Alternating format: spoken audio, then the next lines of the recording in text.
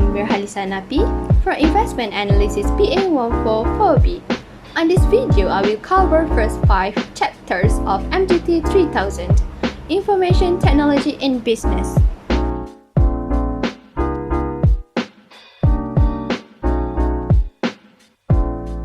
In Chapter 1, show information technologies has impact on business operations. There are 4 different departments in a typical business. Sales and marketing leads on activities such as forecasting, segmentation, promotion, advertising. Operation and logistics leads on purchasing, supplying, receiving, transportation. Accounting and finance leads accounting, planning, budgeting, tax and costs. Human resource leads on hiring, training, benefits, payroll.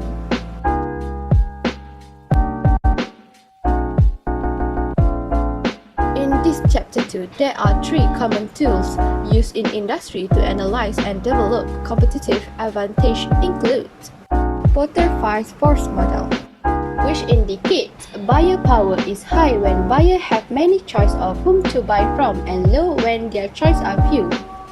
Supplier power is high when buyers have few choice of whom to buy from and low when their choice are many. Trade of substitute products or services is high when there are many alternatives to a product or service and low when there are few alternatives from which to choose. Trade of new entrants is high when it is easy for new competitors to enter a market and low when there are significant entry barriers to entering a market. Rivalry among existing competitors is high when competition is fierce in a market and low when competition is more complacent. Next is Porter's 3 generic strategies, which include broad-cost leadership. That broad strategy reach a large market segment. Broad differentiation that focus strategies target a niche market. Focus strategy concentrate on either cost leadership or differentiation. Lastly is value chains. To create a competitive advantage, the value chain must enable the organization to provide unique value of its customer.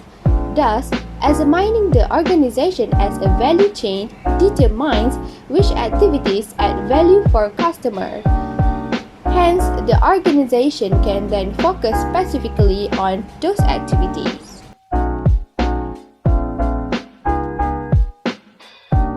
In Chapter 3, the organization can undertake high-profile strategic initiatives including supply chain management involves the management of information flows between and among stages in supply chains to maximize total supply chain effectiveness and profitability.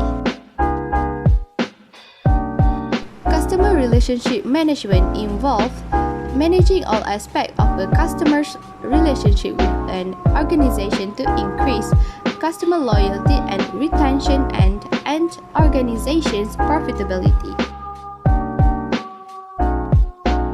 Business process re-engineering. Business process is a standardized set of activities that accomplish a specific task such as processing a customer's order. Business process re-engineering, the analysis and redesign of workflow within and between enterprises. The purpose of BPR is to make all business processes best in class. Enterprise resource planning integrates all departments and functions throughout an organization into a single IT system so that employees can make decisions by viewing enterprise-wide information on all business operations.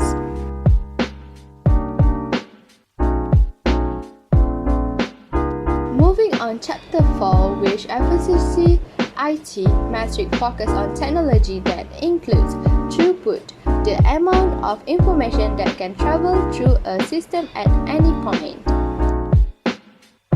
Transaction speed, the amount of time a system takes to perform a transaction. System availability, the number of hours a system is available for users.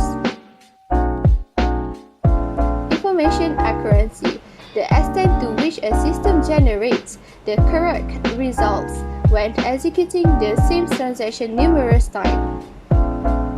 Web traffic includes a host of benchmarks such as the number of page views, the number of unique visitors, and the average time spent viewing a web page. Response time, the time it takes to respond to user interaction such as a mouse click.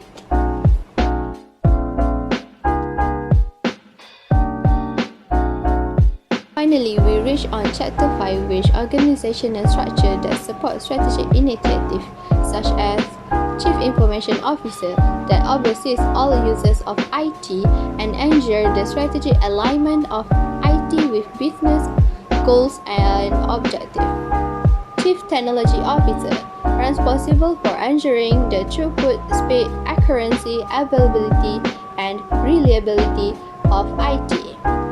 Chief Security Officer responsible for ensuring the security of IT system. Chief Privacy Officer responsible for ensuring the ethical and legal use for information.